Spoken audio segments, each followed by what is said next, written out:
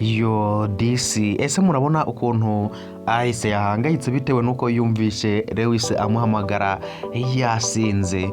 Yari ameze nabi yasinze cyane, aribwo muri kubona ko Alice byamunaniye kubyakira akavuga ati ubu ngubu koko sheri wanjye niwe wasinze bigeze hariya. Ngira ngo rero mwabonye ko yanze no kuba yajya kuryama, aguma ahagaze arimo gutekereza ikintu cyaba cyabaye kuri sheri we kugira ngo ajye kunywa inzoga. Nibwo na Lucky bakomeje kuba bari kumwe, nawe aravuga ati ntago njya kuryama nkusize, ubwo turakomeza tuhagarare hano tuharare mpaka ubwo niba banze kuryama nanjye ntago ndi bujyeyo. Ese ibi bintu muratekereza bizaba byagenda bite ko tubona ko mama Lewis akomeje kumubangamira?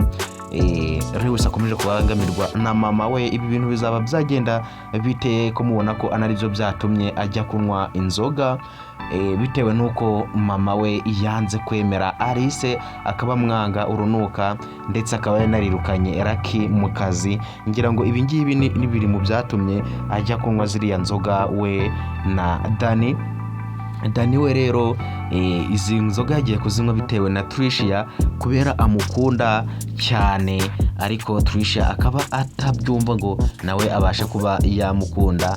Ndetse mwabonye ukuntu Tricia yafushye ubwo Dani yari yasohokanye Nana, anaribyo byatumye ahita amwanga bigeze naho ubu ngubu atagishaka no kumuvugisha. Ngira ngo rero murabona ko na Dani nawe byamurenze, yagiye kuba yajya kunywa inzoga mu kabari. Ese ibi bintu biraza kuba byagenda bite? Ese muratekereza Tricia ari buze kuba yabikoraho iki naza kumenya ko Dani yanywa inzoga bitewe nawe? Ese mama Lewis we ari buze kuba yabikoraho iki naza kumenya ko Lewis yanywa inzoga bitewe n'ibintu arimo kumukorera muri no minsi, akaba yanga Alice ndetse akaba yanarirukanye Lucky mu kazi, akaba mbese nta kintu basigaye bumvikanaho.